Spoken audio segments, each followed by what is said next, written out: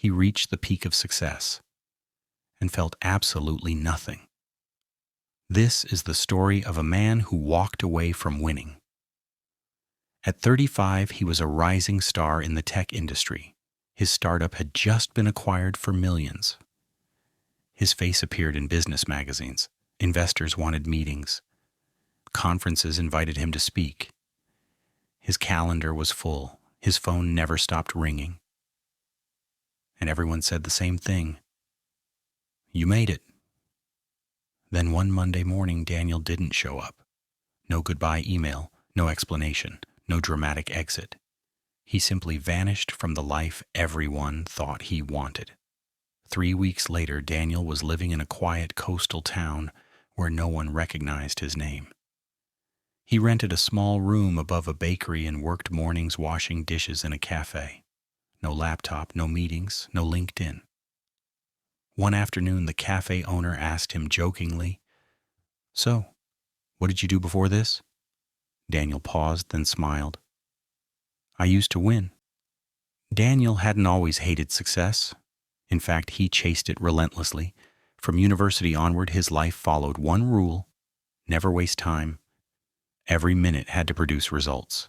Friends became connections. Rest became inefficiency. Hobbies became distractions. Even happiness turned into something to optimize. When his company began to grow, people admired his discipline. What they didn't see was what slowly disappeared. He stopped calling his parents. He stopped reading for pleasure. He stopped noticing days pass.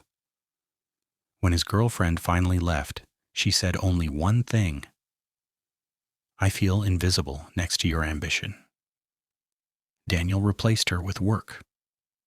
Winning didn't leave room for anything else. The breaking point came on the day of the acquisition. After the speeches, the champagne, and the photos, Daniel locked himself in the office bathroom and stared at his reflection. He felt nothing. No joy, no pride, not even relief. Just one thought repeating in his mind. If this is the reward, what was the cost?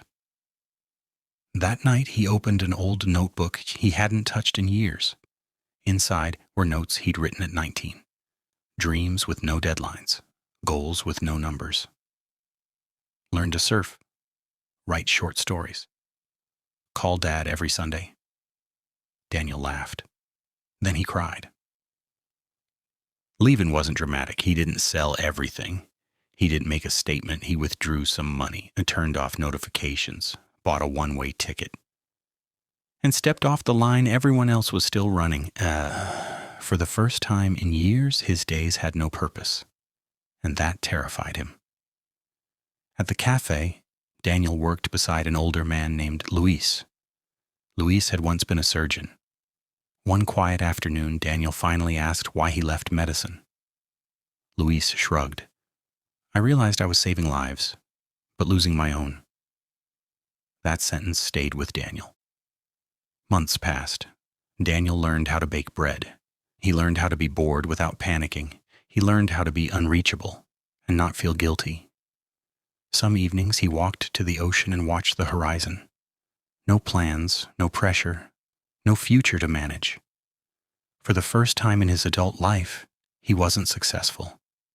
He was present. One day, Daniel received an email.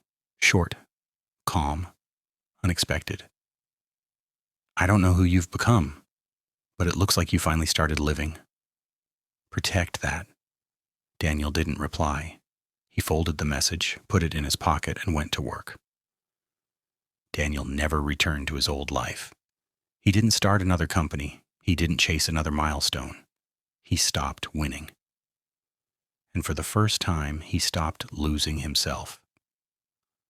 Some victories cost more than defeat.